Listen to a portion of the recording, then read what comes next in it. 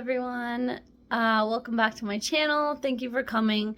The lighting here is weird. Every time I turn the light on above me, it makes everything back here look cloudy. So I am kind of filming in the dark, but there's a light beside me, the window light, so it's helping the picturing look a little bit better. But I don't know, for some reason I'm having light issues, but it's easier for me to film here because then I'm at my desk and I can have all my stuff around me. I thought about going outside, but it's just taking too much stuff out there, and I don't want to do that. So today we're gonna talk about stuff I've been crocheting, and then at the end I'll talk a little bit about myself, just so you can get to know me a little bit, because it has been a very long time since I just up and randomly started making videos. And then after the video, if you want to ask any questions, I'll start up a list of all the questions that you might want to ask, and then maybe I'll do another video if there's enough questions, and I will answer all of those questions for you. So anyway, so let's get started here. So I have been making a lot of leggy frogs. Craftably Ever After, I watched her video and she said she got on the leggy frog train, so I thought, you know, I haven't done it yet, so her video for some reason just kind of sparked my little, all right, let's make them. And for a while I have been avoiding this bobble stitch because I was making an, what was it? It was an elf, not an elf, it's a troll. That's it. I was making a troll for my grandma as a lucky bingo, TV bingo troll, and it had a bobble stitch for its feet.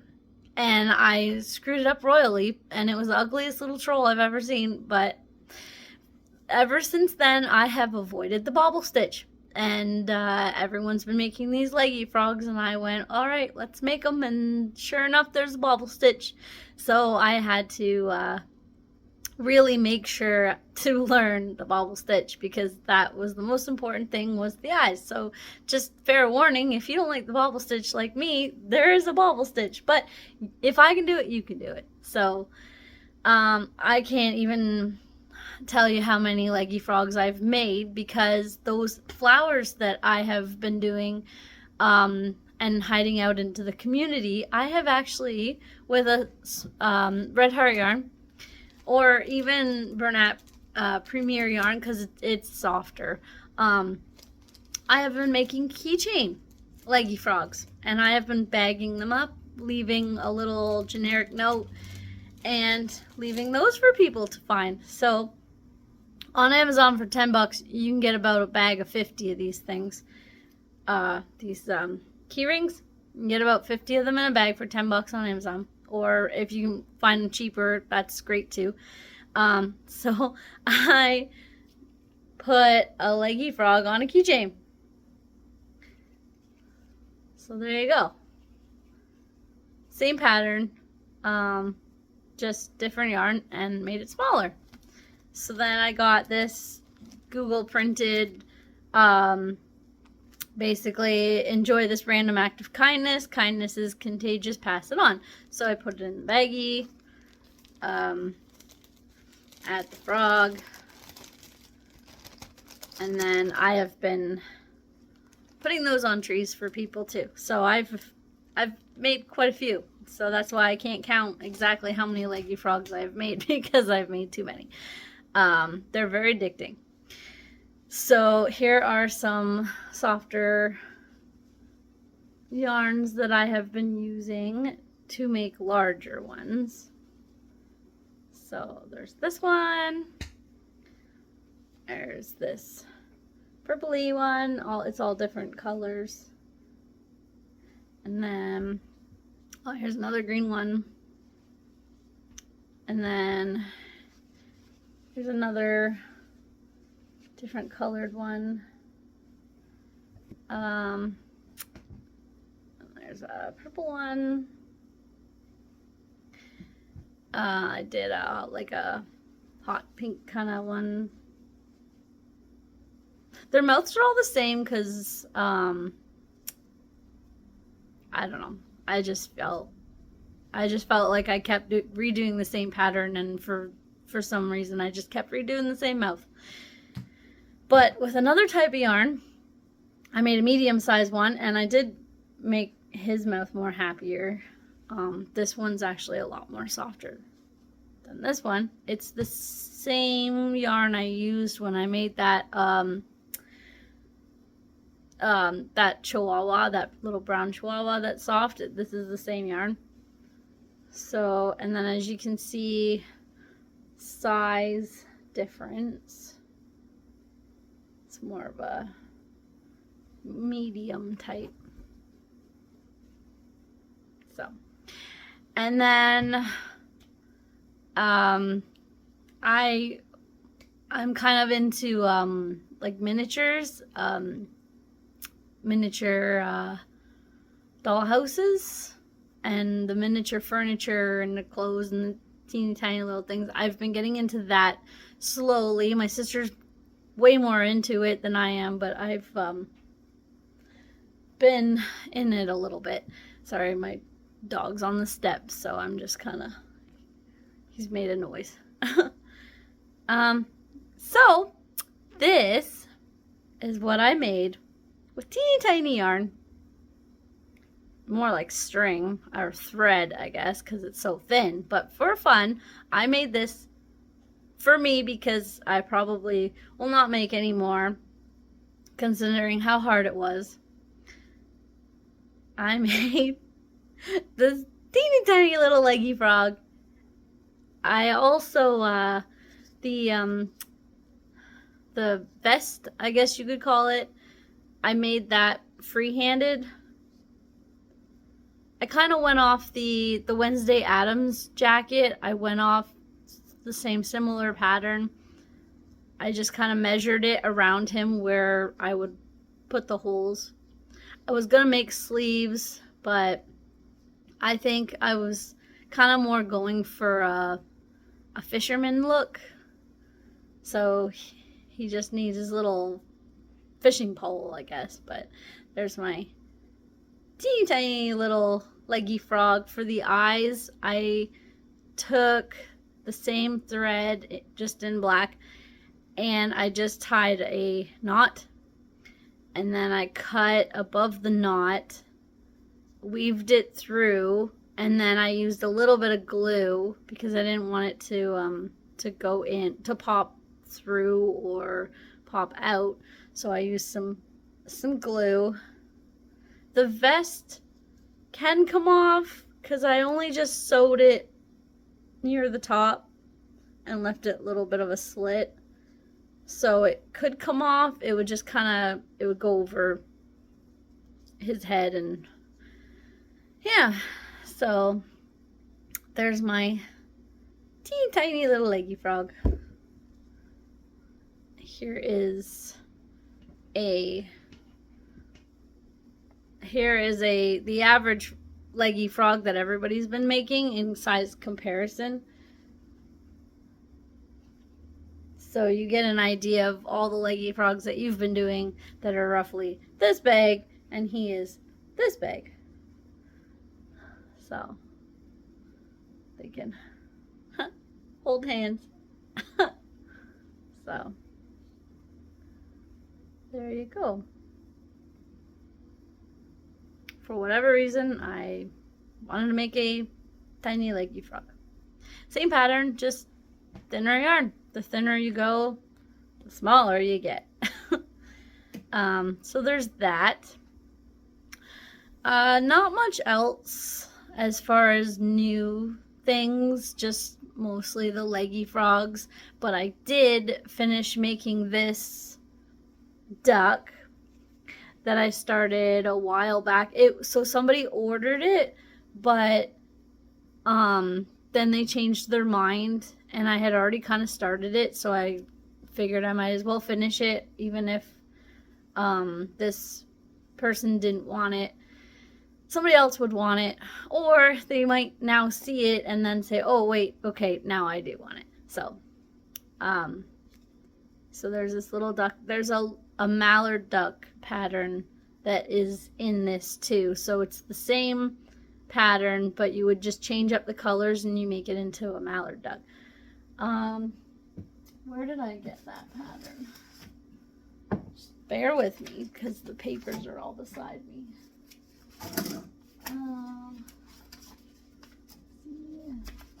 Oh, here it is.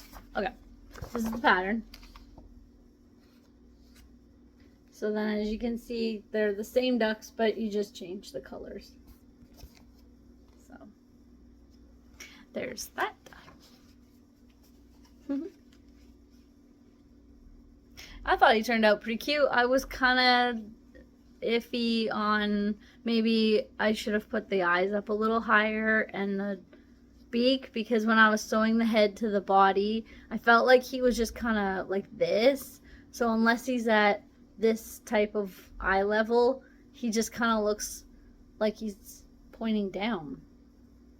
Where versus I would, you know, if I make him again, I want him to sit more upright. Yeah, there we go. So now he's facing more straight, whereas before he usually would face down. So if I sell him in a craft show, I will have to put him up high so that try to make him eye level. But so there's that. Let's see. I found the felt bear. He was hiding on my what do you call it? Pegboard. He was hiding on my pegboard, but he was hiding in the container that you can put eyes and stuff in. So I did finally find him. He looks like a koala bear, I guess. So now you can finally see him in person. Sorry, I know it's kind of dark, but it just, for some reason, when I turn the light on, this back area looks foggy. So there's that. So this next half of the video is going to be a little bit of a get to know me, how crocheting and everything came to be. So, in my life anyways. So about over 10 years ago, when I was roughly 19, 20 years old, I went through a breakup and I had to get away. I was coming out of high school and it just didn't work out. So my sister at the time was living in Halifax. She had been going there for school, but she was finished, so she was just working and living there. And she bought me a plane ticket and flew me over to go and live with her. So I went, and I was only supposed to stay a couple months, but I ended up staying a year, and I got a job and the works. So when my sister and her boyfriend would go to work, I didn't have much to do because I wasn't ready to explore yet because I didn't know where everything was. So she said, while you're sitting around waiting until one of us has a day off, or when we get off work and we have time to kind of show you some really cool places that you can go to later on by yourself, then you can do that. So she wanted to teach me how to crochet a simple granny square blanket. And I wanted no part of it. I did not want to learn how to crochet. I hated it. I had no patience. And I said, nope, I'm not gonna do it. She tried to teach me, and I was frustrated, and I was probably a bad learner because I didn't want to, and I would screw something up and just, no, I don't want to do it. They were at work one day, I was by myself, and I picked it up, made a blanket. So I put it at the end of my bed, and that was that. And then when I came home, family members, friends, they were like, oh, can I have a blanket? Can you make me one? Yeah, sure. So I had maybe 3 people lined up for a blanket, and at the time it was fun, but blankets became boring, and for me personally they became boring, maybe because that's the only thing I knew how to do was a granny square, and I wasn't exploring as much as I know now, because there's way more now than I knew then. So I just was, yeah, I just got bored. And maybe when I want to say when I was about 25, I went on YouTube, late night YouTubing. You know, you stumble upon all kinds of things. It steers you into lots of different directions, especially late at night when you're tired. So I came across, I can't think of the name of the video because I'd have to go look it up, and it was so long ago. But I found a tutorial on how to make a bear. And I thought, wow, I just widened my horizon. There's so many things you can make. And I thought, wow, amigurumi, this is so neat. I love Disney and plushies and all those kinds of things, and it's pretty cool that you can make your own. So I thought, I'm gonna make my own plushie. I'm gonna make a bear. I was probably up till 2 a.m. watching this video because I was so determined that I needed to finish this bear. And I also had this thought, if I pause the video and leave the bear where it's at, because this is my very first amigurumi. If I pause this video and I lose where I am and I don't know where I am, and nowadays I can pause a video no problem, but I didn't even know how to count a row. How do you see a row? I don't see a row. What are you talking about? But now I can count rows. So I understand a heck of a lot more than I did before. So it very, very new.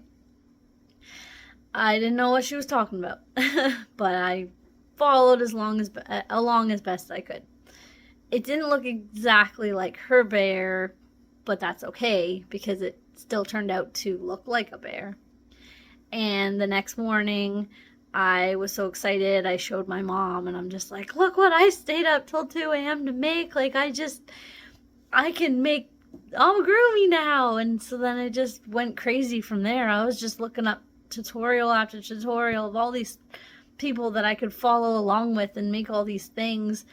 And then I ended up learning how to read the patterns, because then I understood rows and stuff after that. So, but I also had a stitch counter, and I feel kind of dumb for that now, because I know what I'm looking at. I know what rows are. So, I still have my first bear, if you want to see it. Ta-da! And it looks like a bear. It really looks like what it's supposed to look like. So that's pretty cool. I added stuff in, actually. I'm pretty sure I added the heart and the scarf because it actually was a plain bear at the time.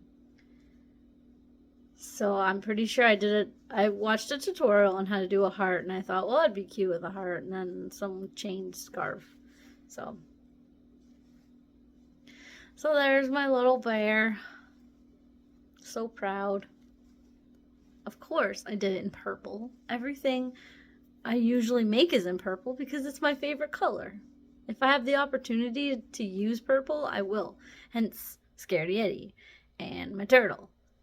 If I can use it, I will use it. So there's my very first bear. And my cat at the time, I put her down last year, but she was my crochet buddy, and she sat with me the entire time too. She slept with me every night. So she was with me through that whole process too. So I will never forget that day. Actually, and these eyes aren't even eyes that people use now, where you put it through the one end and then on the other side you use the plastic back and you push it through. These eyes are like they're sewn. You can kind of see they're super loose, but there's a hole on the other side, and I guess I weaved it through enough and sewed it on. So it's amazing how far I've come now. So that is my very first amigurumi, and how I started out from crocheting blankets to amigurumi. Just took one simple little video that I had to follow through on, and then I made it. Let's see. So that's pretty much how crocheting came to be for me. And then I'm only in one craft show a year because I never have enough time to do more than one craft show. I'm lucky to get 50 items in a year for one craft show, and I usually don't start making anything for craft shows till close to the fall, because people from work, family, friends have all been ordering stuff through the year that I don't always have time to make inventory because I'm making so many things a month. I actually have a record book, not only of the stuff that I sell a month, but I just started a record book for this year to count how many things I've made every month, and then I'll tally up the whole year. So, for instance, it's messy writing, but I put in the month, and then I put how many things I made. And I write all the things I do too, because I want to know what I made. Like, cupcakes, 2 zebras, a pig, flower keychains, fish. Yeah. And then I tallied up. So January I made 10. February I made 7. March I made 18. And it just keeps going up. April I made 17. May I made 27 items in May. June, I'm still going, but I've made quite a bit in June already. So it's not really a goal for every month that I make more from the last month, but it's pretty cool to see how many things I make in one month. Those flower keychains and the leggy frogs, that definitely adds up a lot of the count. So okay, a little bit more about me. I'm 32. I live in Canada. My name is Kim. I love dogs, cats, I love every animal. I love chickens, pigs, cows, the farm, all animals. I love everything. I have one dog. He is almost a year and a half. He's a spaniel. I think he's supposed to be an American Cocker Spaniel. And I got him last year for my birthday. I've always grown up with dogs, but I wanted my own dog. Because you get that age where you're just like, I want a dog that I can pay for and I can take out in my truck and take to places and everything. So I wanted one for a while, and my sister went, happy birthday, here's a dog. And I didn't even believe that he was mine, but she handed him over to me and said, here's your dog. So that's how I got Charlie.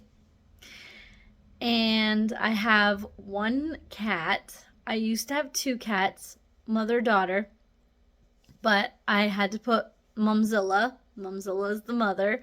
I had to put her down last year because she was having organ failures. She was going down, like her weight, she was going from 4 pounds to 3 pounds, and her back legs were wobbly. And at the time I thought it could be, she was showing signs of diabetes, and possibly some arthritis because of her back legs, but through blood work, it ended up being that her body was shutting down. So I have her daughter left, Nala, from The Lion King. Nala this year is going to be 14, so she's quite up there. My boyfriend and I hope to get a cat. We're not in a hurry, and because if we were, we'd have one by now, because there are so many cats to be rescued right now. So many.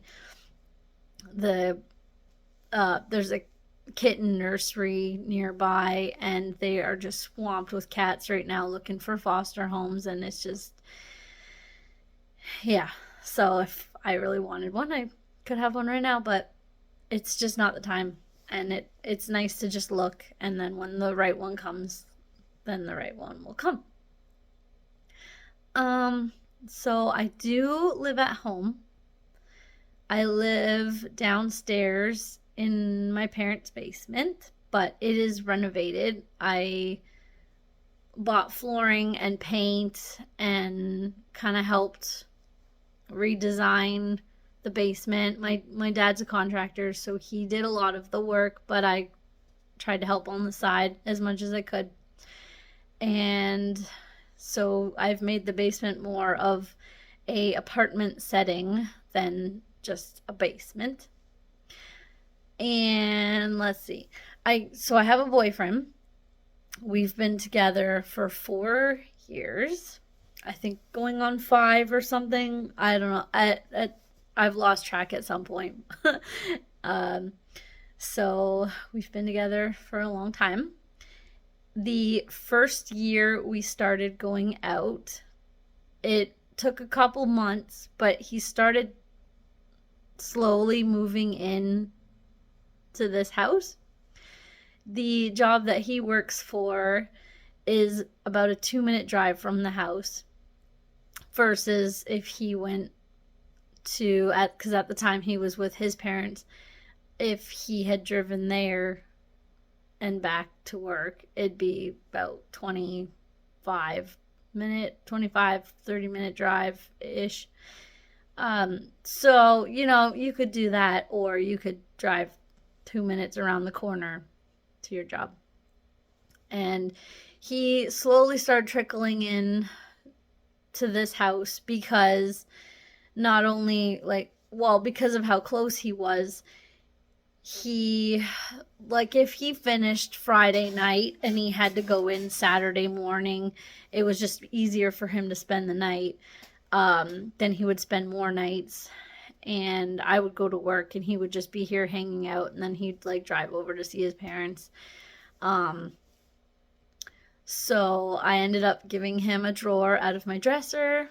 One thing led to another, and he got his own dresser. I had to move my bed away from the wall so that he had his own walkway, so that he's not hopping over me or coming through the end of the bed to get to bed while I was sleeping. He'd be in the living room watching TV. So I moved the bed out. I renovated my bedroom too. So he was on a snowmobile trip up north, and I renovated it while he was gone, because I like to do projects when guys are away, because women power, we can do anything. So he went on his trip, and I went, let's renovate. So that was that. So he lives here with my mom, my dad, myself, and my brother. My brother lives here too. I have a sister, who I've mentioned because I went to go stay with her in Halifax. When she moved back from Halifax, she moved into one of our neighbors' houses, a senior at the time, and her health, well, not her health, her mind was going, so we were taking care of her, and my sister was renting upstairs in her house, sorry.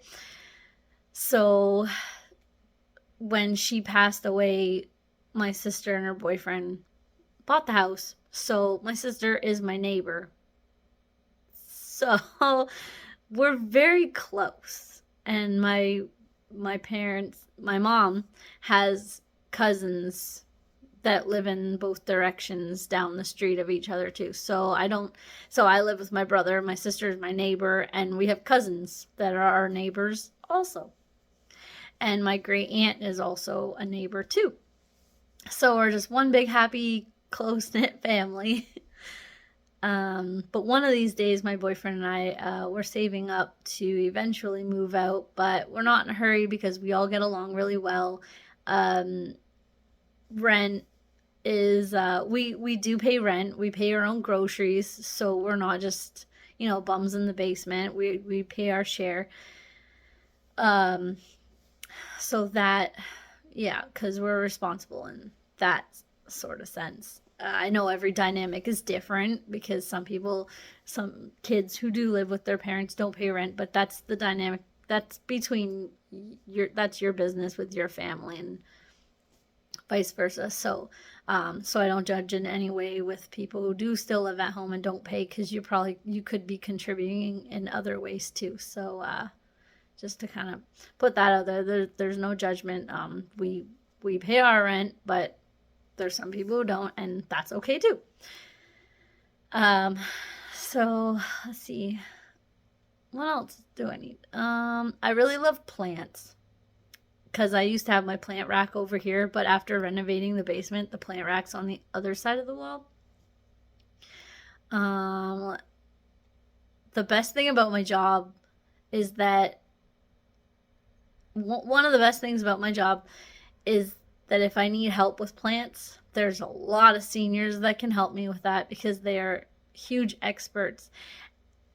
And not only just plants, but I know a lot of them knit, but there's some residents at my work that do crochet.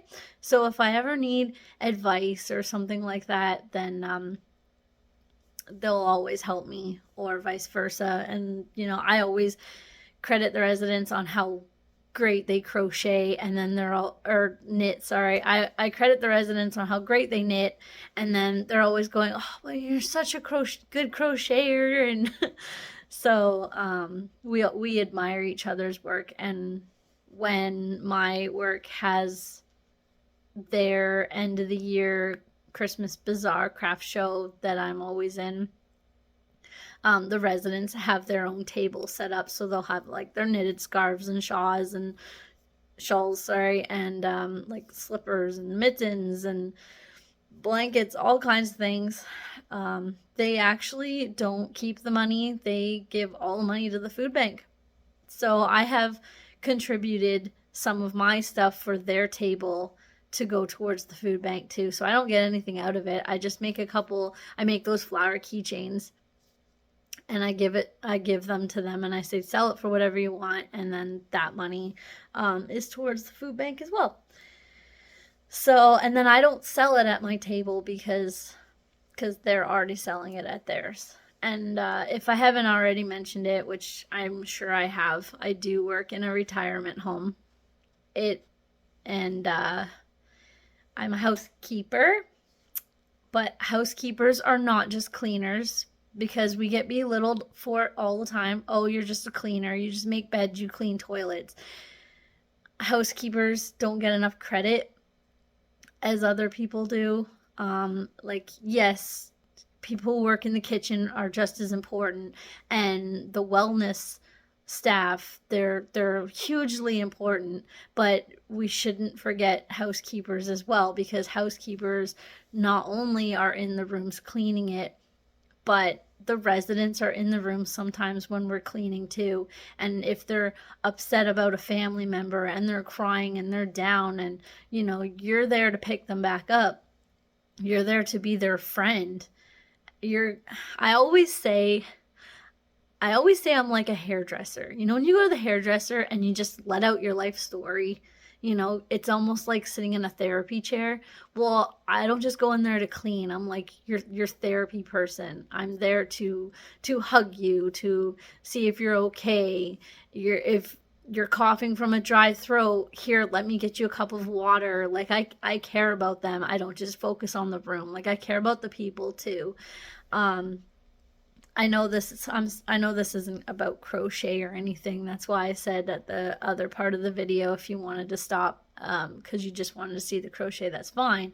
But this is an insight of me and what I do, and I just find housekeeping is just, like I said, is just as important. When COVID happened, um we were watching the news in there's a bar at my work, and we were all standing around it, and I just remember them saying like, no, like you can't come, you can't leave the house, you have to stay inside. And you know, the next day I had to go to work.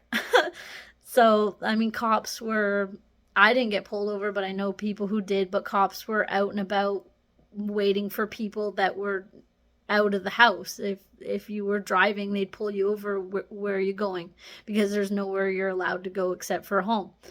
And I had to have proof in case a cop did pull me over that I was going to work, because I played an important factor in my job. So, you know, so I'm not just a cleaner. Like, I'm your grandmother's best friend too. And I look out for health issues too, not just, you know, just be their friend too. Like if they're acting out of the ordinary, or they tell me they had a fall but they didn't report it to anybody, then it's my job to report that they had a fall, so that we can monitor them in case there's a bump or a bruise or anything like that. So there's just way more into it. Like I have found residents on the floor, and I've called for help, and I ensure them that it's okay until somebody gets there. And you just don't know until you do the job that you're just like, wow, there's more to it. But anyways, enough about my job. I just had to put that out there a little bit, because it was an opportunity to throw in there that we are important too. We're all equal.